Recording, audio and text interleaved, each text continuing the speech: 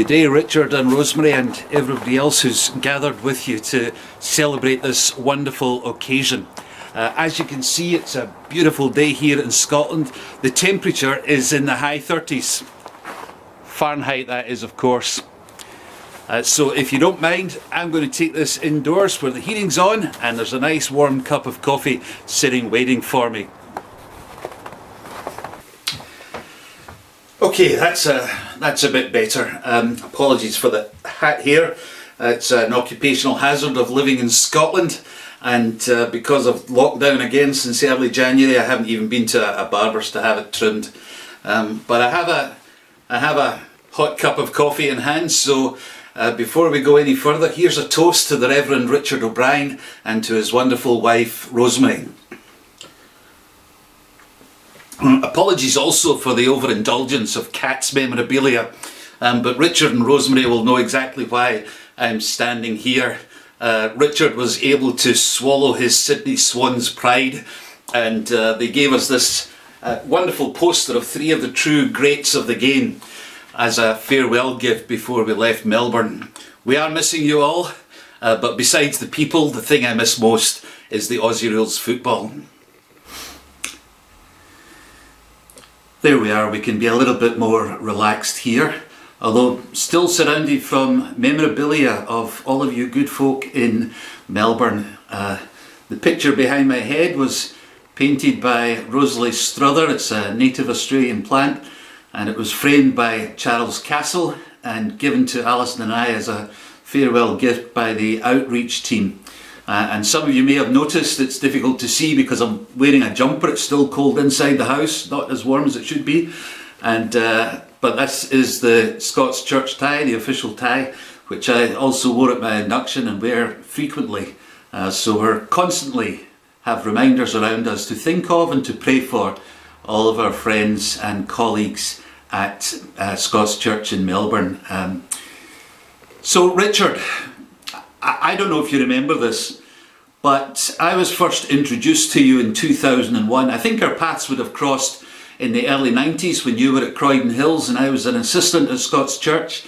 But we were first introduced in 2001 on the steps of the Sydney Town Hall in a big crush of people trying to get into the hall for a meeting to celebrate the centenary of the Presbyterian Church of Australia.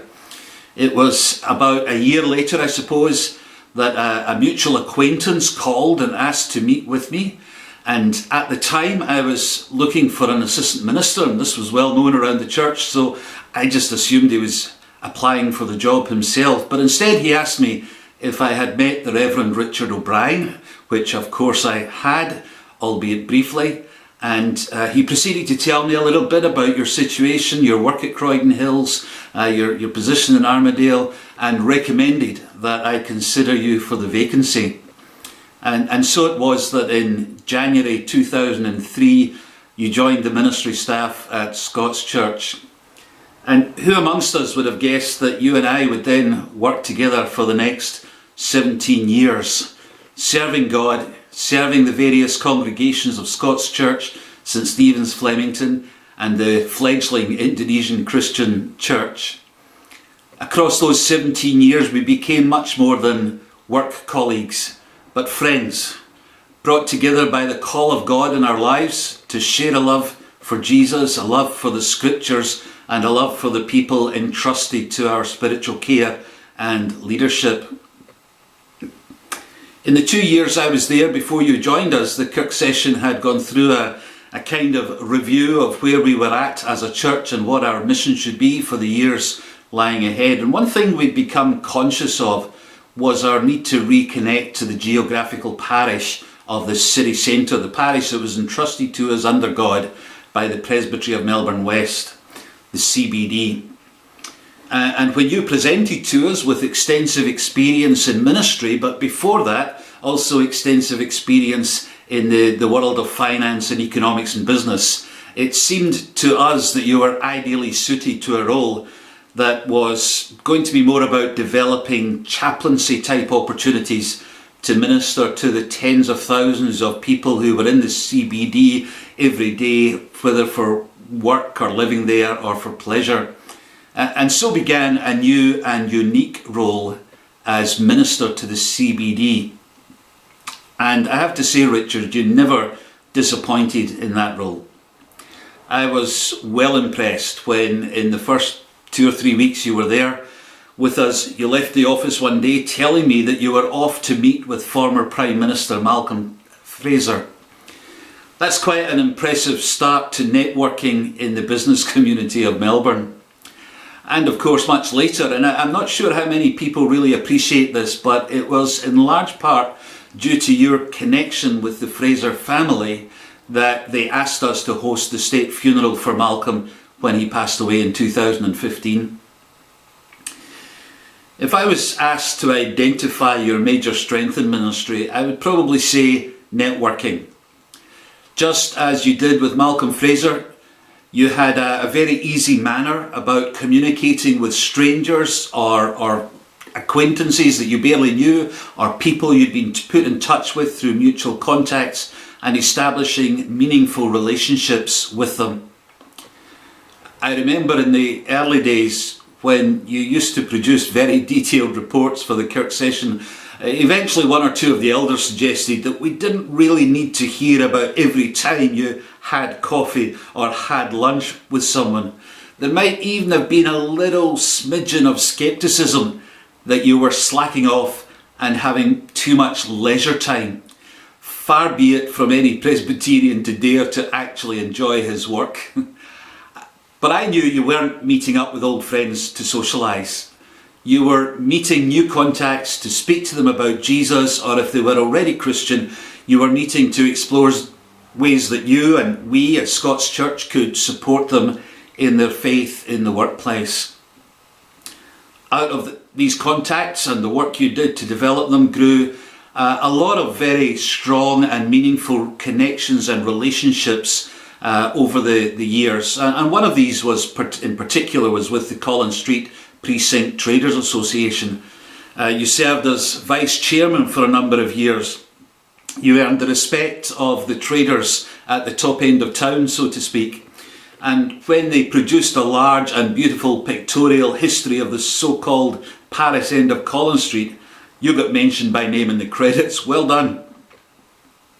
More significantly, of course, in terms of ministry, this networking led to countless opportunities to be involved pastorally with the traders themselves, to encourage them when business took a downturn, to comfort them through bereavement, to help them in whatever way possible you could help with advice, guidance and prayer. Out of this focus on CBD, also I know you were greatly inspired by the London City Mission when you visited there to see what a city-based ministry really could look like. And out of that you developed City Bible Study, deliberately meeting in the city in the early evening, beginning with a shared meal so that it could be accessible to workers at the end of the day, and also accessible to the ever-increasing number of people who lived in the CBD. And also out of this same process you developed the Thursday lunchtime meeting, in many ways serving the same purpose as the Wednesday service had been serving for 75 or 80 years by then, but doing it in a different way. Not quite a church service, not quite a Bible study, a little bit of both, a little bit in between, and served up over a bite of lunch with questions and answers.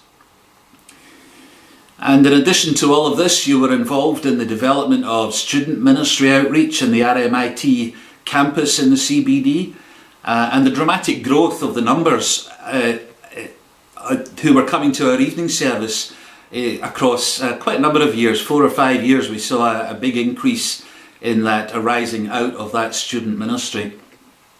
And when that all sadly fell apart, you were ready, able and willing to step into a very tense, very difficult situation, exercise a ministry of reconciliation, and to continue to minister to what had become almost overnight a much smaller congregation, but one that really needed a lot of pastoral comfort, support and guidance. While I hope history will reflect that our time together was a productive and useful time in service of God and the church, and specifically Scots Church and all of our congregations, We did face a lot of downs as well as ups, challenges, disruptions, disappointments, any one of which could have driven many a minister to depression or burnout. And I know how important it was to me that I had somebody by my side throughout these times that I could truly rely on. There were others in the congregation, of course, who were also pillars of strength and encouragement. Jeff Blackburn, Phil Court, David Curry, Sense and Jay, a Christian Tirtha. And if I was to name all the elders individually who were fantastic through these years, this would become a very, very long speech. But I cannot overstate how much it meant to me to have you by my side as a colleague in ministry that I knew I could confide in and trust at all times. This includes the extra workload that you shouldered while I was gallivanting around the country and indeed the world in the year that I was moderator of the PCV. But it also includes time when we all at Scots Church faced extraordinary pressures. Whether the sudden loss of most of the members of one of our congregations or the court action brought by people who were supposed to be our colleagues in Christian ministry, in every event, you responded to every request for help and support with humility and grace, sometimes having to cover at short notice if I had to be somewhere else, or on those days, quite frankly, when I was just struggling to face the working day, you were there to step in and help. Often you had to take on board tasks or responsibilities that weren't in your job description or within your most natural skill set. Yet you also always did so with genuine Christian charity and without complaining. I'm not sure I really understood the effect of all this was having on your own health and well-being until early in 2016, when I think we both almost crashed and burned at about the same time. Many people here won't know the detail of that and shouldn't know the detail of what went on in those months, but I think we picked ourselves up and carried ourselves well to the finishing line with mutual but confidential support for one another. But it did highlight for me the incredible toll of all the years of stress that we had faced together. And here I do need to mention the amazing support that we have received from Rosemary and Alison through the good times and through the more challenging times. Rosemary and your daughters Maddie and Emily, and Alison and my kids Ailey and Duncan have all had significant roles in the music team for our evening service, as well as involvement in many other aspects of church life, both with the morning service, the evening service, and across a range of functions that cover all congregations.